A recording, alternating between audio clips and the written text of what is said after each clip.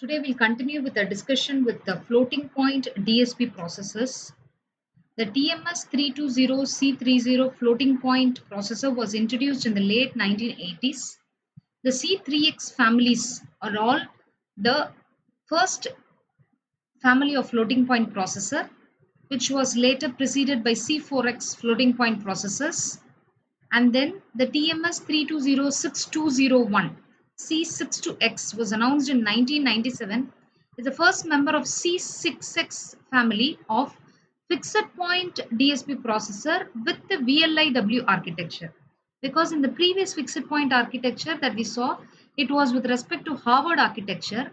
So 62X series it was a fixed point processor with the VLIW architecture. VLIW architecture has a separate memory spaces for instruction data along with all the features of the Harvard architecture. So the C6X architecture given by the courtesy of Texas Instruments is given over here. So we can see that we have separate memories, cache memories, and then levels of memories. So there are actually two levels of memories. The first level of memory is dedicated to the cache, and the second level of memory is separately for this internal memory. So beginning with it is a floating point architecture. 6.7 series is an extension of 6.2 series. It's a floating point processor based on the VLIW architecture. The internal memory has two levels of cache architecture. Level 1 program cache and the same level 1 data cache, each of 4 KB size. 64 KB of RAM or level 2 cache is used for data or program allocation. There are direct interfaces to both the synchronous memories SDRAM and SBRAM. On-chip peripherals has two multi-channel buffered serial ports, two timers, and a 16-bit port interface HBI, 32-bit external memory interface EMIF. So we can see all those over here: EMIF, MCBSPS, timers, and HBI. So the internal buses include a 32-bit program address bus, a 256 program data bus to accommodate 8 32-bit instruction, two 32-bit data address buses, two 64-bit data buses alone, two 64-bit store data buses exclusively for storing. With the 32-bit address bus, the total memory space will be 2 power 32 equal to 4 GB, including 4 external memory spaces CE0, CE1, CE2 and CE3. The independent memory banks on the C6X allow for 2 memory accesses within one instruction cycle. 2 memory banks can be accessed using 2 independent buses. The CPU consists of 8 independent functional units divided into 2 data paths A and B. So we can see that it consists of 8 independent units and the data paths. The independent units you can see 1, 2, 3, 4, 5, 6 and other units for C71, and the data paths are separates, data path A and data path B. So each data path has a separate unit for multiply operation M, logical or operation L, branch bit manipulation operation S, and loading, storing, and arithmetic operation D. The dot S and dot L are used for raw arithmetic, logical, and branch instruction. All data transfers make use of dot D units. The arithmetic operations such as abstract, subtract, or add can be performed by all units except the dot M units. The 8 functional unit consists of the functional unit here implies these one. So L1, S1, M1, D1, D2, M2, S2 and L2. So these are the 8 functional units.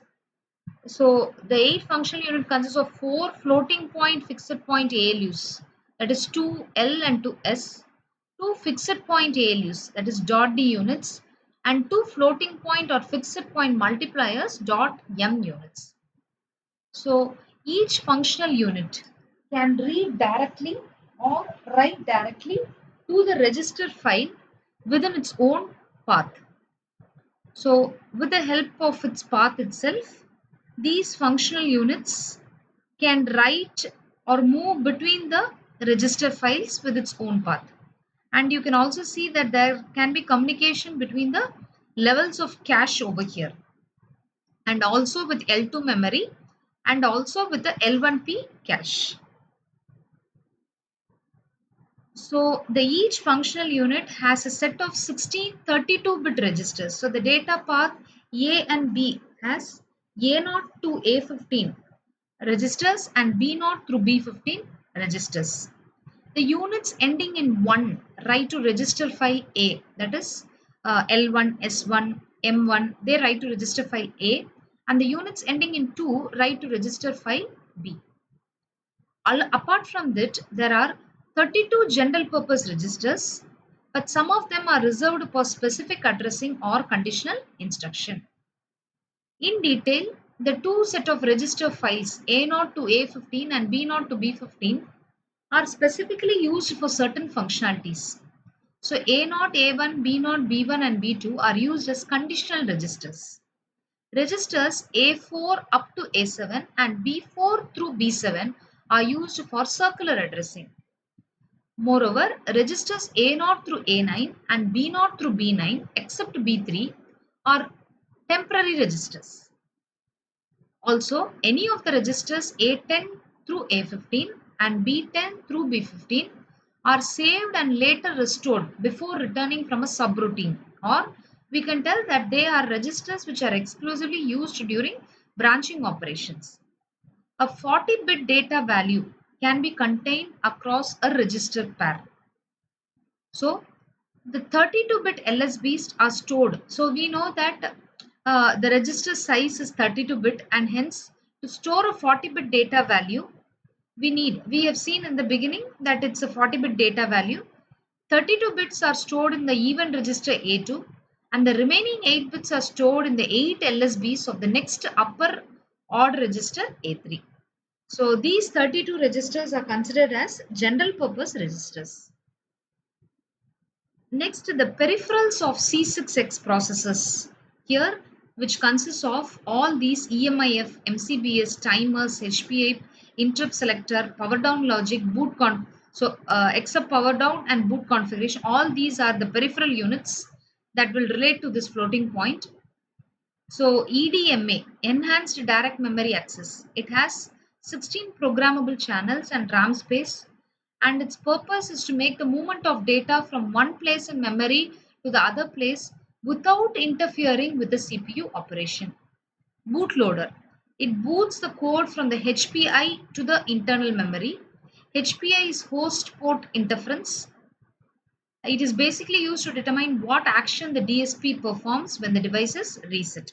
So all these are specified or specific performance uh, operations relating to these processes.